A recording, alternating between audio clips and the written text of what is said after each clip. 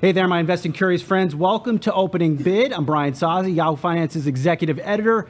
Thank you for joining us either on YouTube, Yahoo Finance, Spotify, iHeartMedia, Pandora, or Amazon Music. If you are loving Opening Bid, hit us with those likes and fire off your questions and hot takes to me on X at Brian Sozzi and at Yahoo Finance. We are here to help and listen. Now let's make some money and make you a lot smarter. Joining me today is M13 Co-Founder Carter Reum. His company has made early investments in some of America's most well-known businesses, such as Lyft, Pinterest, and Bonobos. He's a father of 2 young children and married to OG businesswoman Paris Hilton. Good to see you in person. How are you? Can I just say thank you for answering your emails? Like, is that one of your just secrets to success? Somebody emails you of credibility and you reply right back. Yeah, you know, I was telling someone the other day, to me, like, life is so simple. You got to have a vision. You got to be able to recruit a world-class team, and you got to execute it. And when I see you pop in my inbox, I respond. I appreciate that. So I don't even know where to begin, but I'm going to start here. You have managed to seed 8 unicorn companies. Is that right?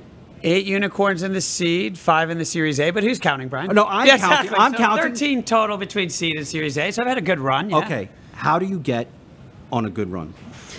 Yeah, I think, you know, like when you're doing an early stage venture, there's so many different dimensions. At the end of the day, it comes down to pattern recognition, right? It's kind of Malcolm Gladwell outlier. You just see certain things that lead you to believe that this company could have a shot, right? The typical unicorn rate is 1% to 2%. So you got to find a company that's an outlier.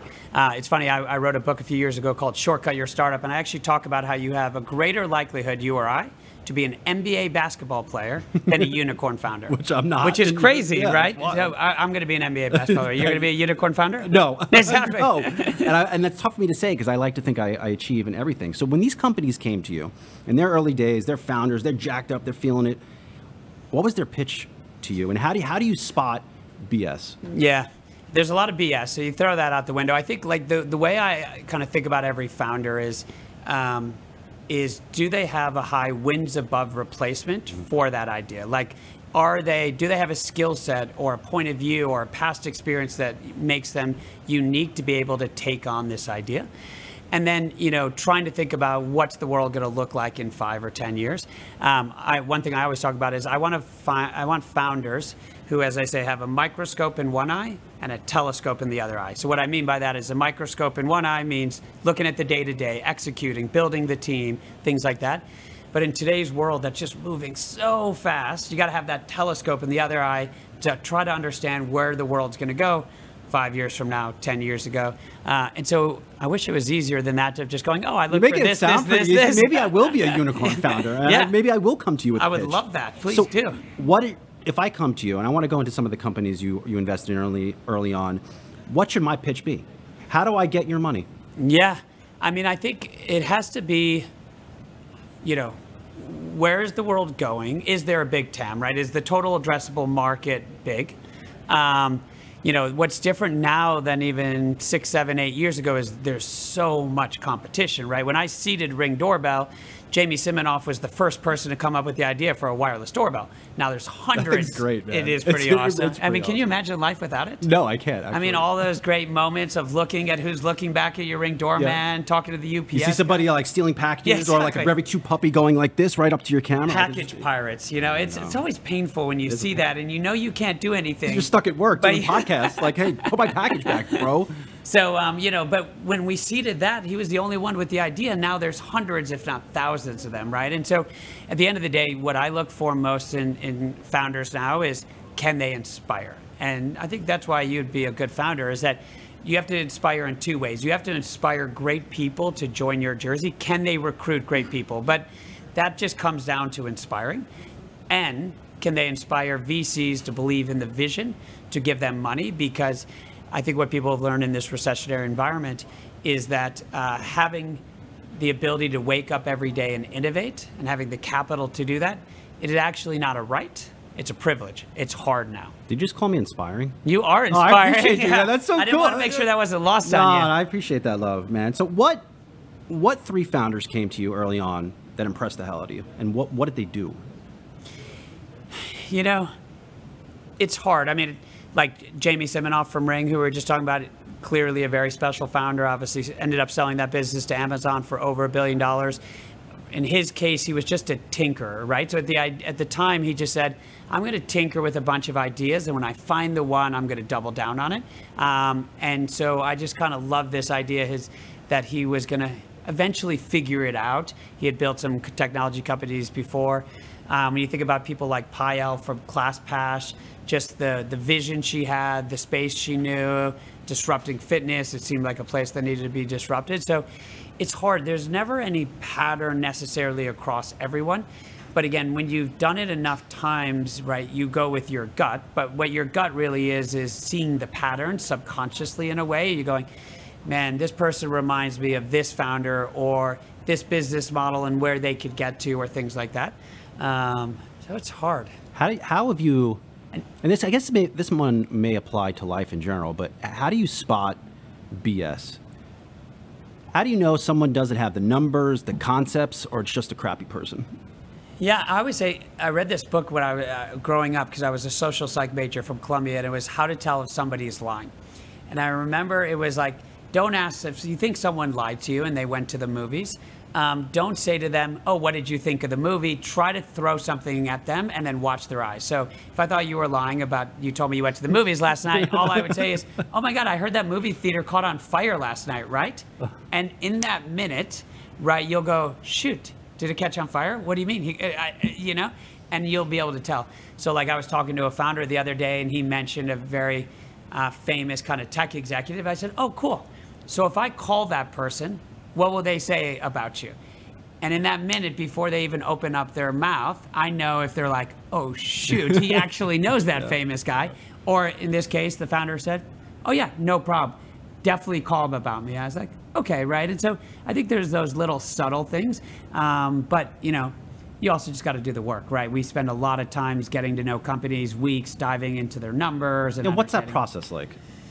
Yeah, I mean, at M13, we write, you know, 20-page memos and everything. We start from what are the indicators of success for this company, right? Every company has a different force ranking of what the indicators of success are.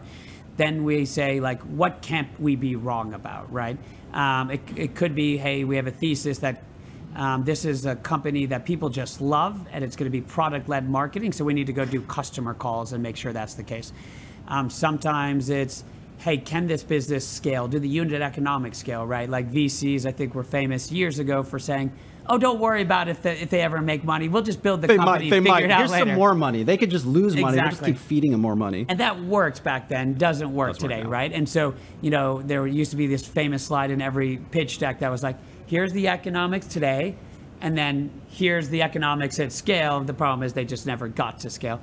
So we do a lot of what I call cocktail napkin math, right? How big is the market? How many customers do you need to get? What's the average revenue per customer? What is that penetration rate? Like me personally, I'd rather back a company that needs to get 0.001 of the addressable market than someone that has to go disrupt, right? You think about Uber, they disrupted an entire market. Much more difficult, albeit more lucrative, much more challenging. So there's just a lot of nuances of that stuff to make sure you're right about the things you need to be right about. Because this is early, right? And it's going to be a 5 or 10 year journey. Did you, you're 5 years old, young Carter Reum. Did you want to become a VC investor?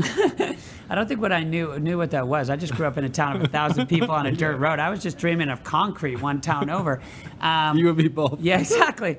I started my career after Columbia at Goldman Sachs as an investment banker. I was on the deal team that took KKR public. And you know, that was just great training. Goldman teaches you how to work hard, how to be analytical, how to get up to speed on a new company or a new market.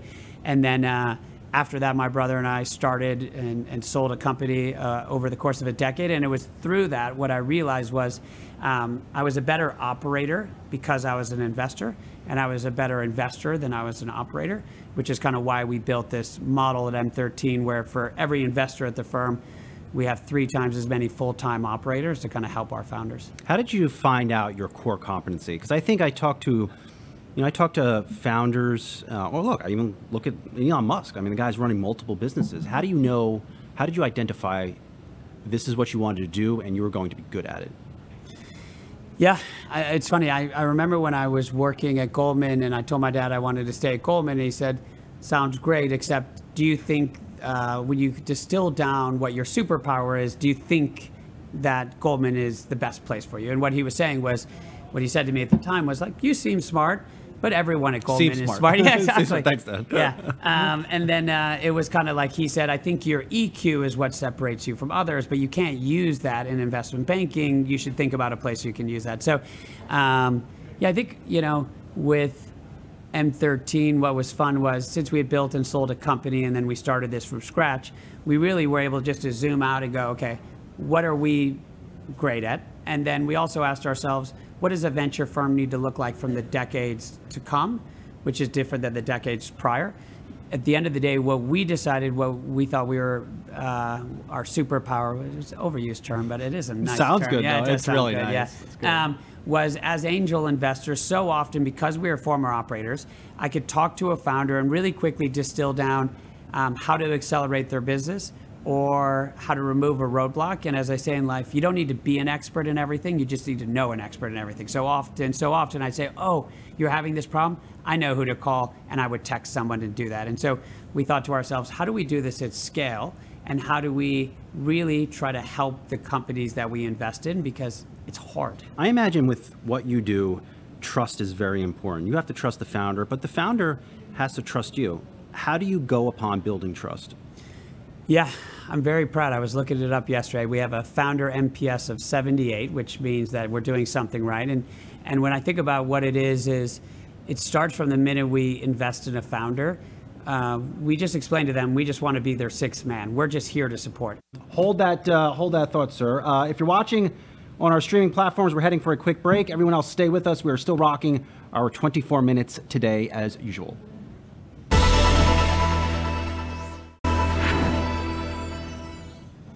Carter, so every day we come in here to Yahoo Finance and we're talking about stocks and markets. And if there's anything that has been consistent over the past year, people are obsessed with AI. AI this, AI that. Is that the next big thing in your world? Or you're already past AI, thinking about, I don't know, 2030 robots? Yeah, well, I mean, it's good that we're doing this podcast before you're replaced by AI. Right? No, just kidding. AI is not taking this guy's Really? gig. You don't think you're replaceable by AI? I know. Am I replaceable by AI? Come on. No. Cool. I think like clearly AI is a technological revolution. We've had this before. Things like the internet, things like the mobile phone, which basically put a supercomputer in everyone's pocket. Things like cloud computing. So I'm of the belief it's going to effectively change everything. We've had AI for a long time. It's just for most of us, it seems like it came out of nowhere. But companies like Google and OpenAI had been working on this for 10 years. If you think about it, at the end of the day, AI is just better pattern recognition. The reason you won't be replaced by AI is Thank you. You have, yeah, exactly. I know that was reassuring, was, right, you have the ability to make better contextualized decisions versus AI's pattern recognition. I think, right now everyone's talking about the technology, but I would encourage people to think about the implications of it, right? The technology is amazing, but that's the first ripple. The second, the third, the fourth ripple of how it's gonna, open up new business models, things like that. If you think about all these great companies we have today, Airbnb, Uber, Lyft, they're because of the iPhone. It wasn't that they just took things that had done in the past. They thought they could think about it differently. And so in AI, it will disrupt so much. But again, right now we're like, isn't that cool? I can say like, I got a chatbot. Exactly. Yeah. Buy me some flowers. Yeah. Okay, great. That seems cool today, but it's really what's going to happen that second and that third ripple. And I think the hardest part is for any investor is knowing where to get the best risk and probability adjusted outcome. Just investing in AI doesn't work, right? If you invested in the internet, if you invested in a company called Amazon or Netflix, you did really well. You did okay. Now, if you invested in pets.com, you did okay. less well. Having said that, are valuations on AI companies, are they overheated? I covered one unnamed IPO 2 weeks ago. I'm not going to say who it is. Promising company, AI company, doing something in the cloud. Great, sounded great on paper. They're not making any money, and it's unclear when they will make any money at all. Overheated would be a nice way to put it, right? Everyone looks at OpenAI and goes, oh my gosh, that's going to be $1 trillion company, so I'll pay whatever. I think, so often in VC, people say it's just about picking great founders and great companies. And I'm part of the contrarian view that says, yes, that's part of it, and I've done that historically very well. But you also, have to have other skills, right? You make your money when you buy, not when you sell, right? Entry point valuation matters. You have to know when a company's showing early signs of success, and you have to try to buy more of that company. You need to know when to sell those positions. And so, this is one of these cycles where people get excited and in VC land are willing to pay any price to invest in these companies, but that doesn't work, right? Whether it's NVIDIA in the public markets or in the private markets, traditionally that has not been a successful story. So where are you investing? Yeah, so, we think about AI as a horizontal technology. So we invest in the future of work, commerce, health, and money. I think what's interesting about AI is you can invest in AI disruptors, but you can also benefit from AI in companies that are existing, right? So this company I mentioned, Pietra, they launched an AI feature that unlocked 3 or 4x growth, but it's an e-com enablement business. On the other side of the spectrum, we invested in a father-son duo. First time we ever invested in a father-son, but the son was at McKinsey. The father is one of the preeminent AI experts in healthcare. So one guy knows his numbers, and the other one's working on AI. I mean, that sounds like that's a dream team. Yeah, that's great. And they're basically that company called Carenostics is basically using AI for earlier disease detection, working with healthcare systems and pharma companies.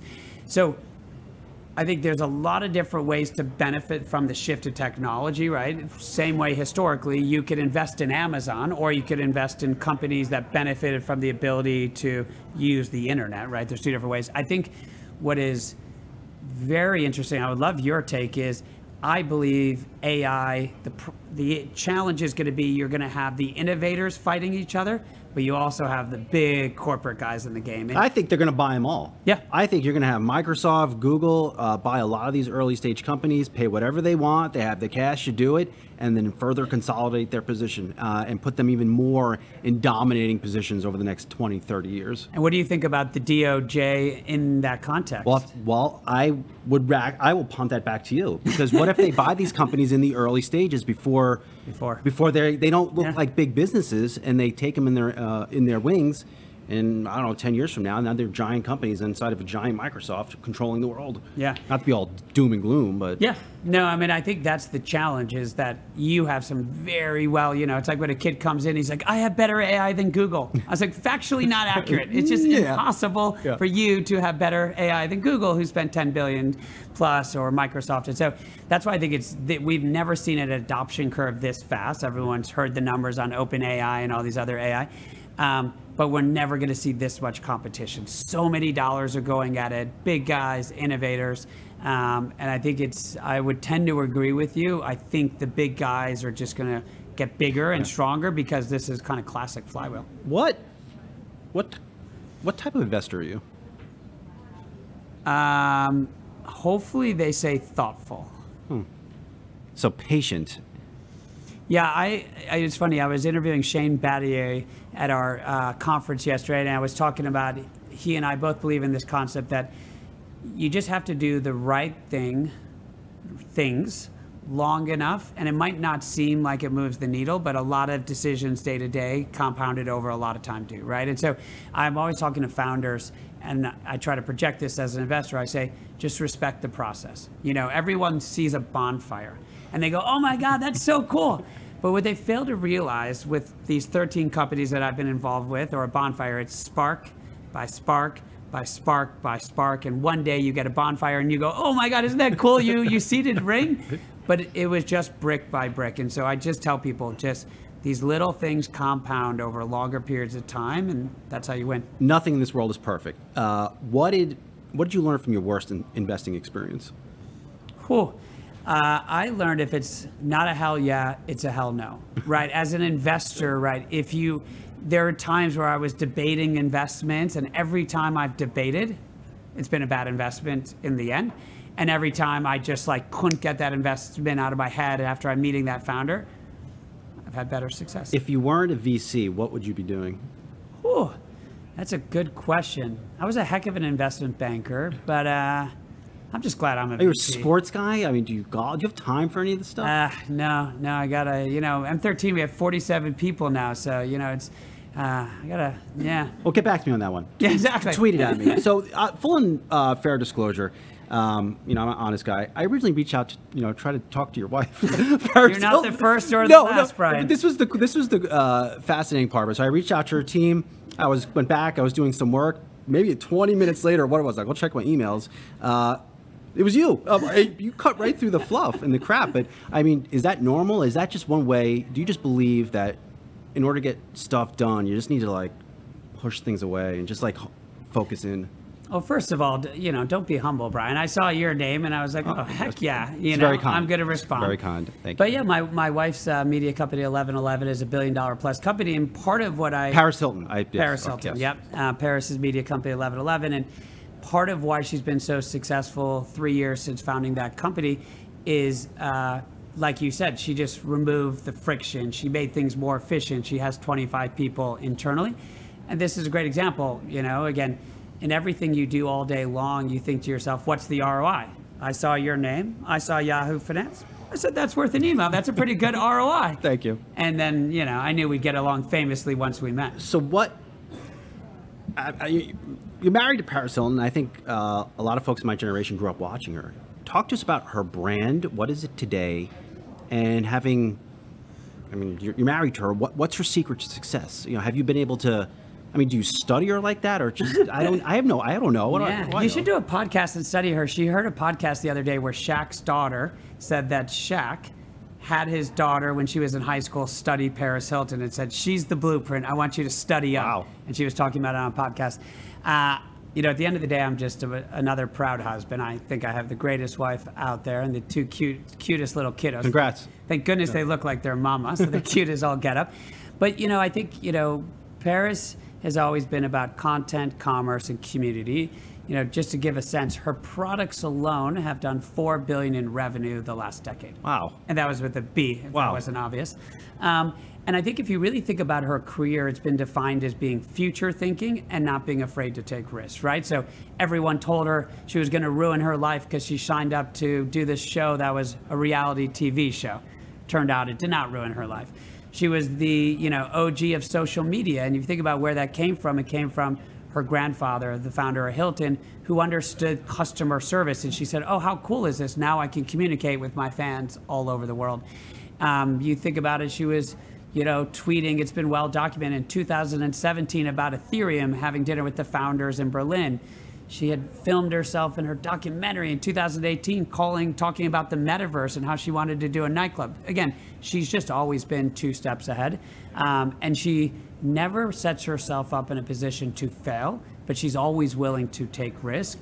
And the other day she turned over when she was giving me a kiss in the morning. She's like, I hope my legacy is for all the advocacy work and the impact she's having. And so it's been a fun transition to say, she obviously recognizes the business success she's had, but she realizes through kind of everything she's been doing, changing state laws and federal legislation, that like this idea that she can leave the world better, and in her case, a little more sparkly than she found it, is pretty awesome. All right, well, thanks for being a longtime Yahoo Finance supporter. We originally caught up with you in 2019 when we were still launching our amazing video programming here. Carter Reum, good to see you in person. I will be staying in touch for sure. Thanks. All right, that's Appreciate it. That's it for the latest opening bid.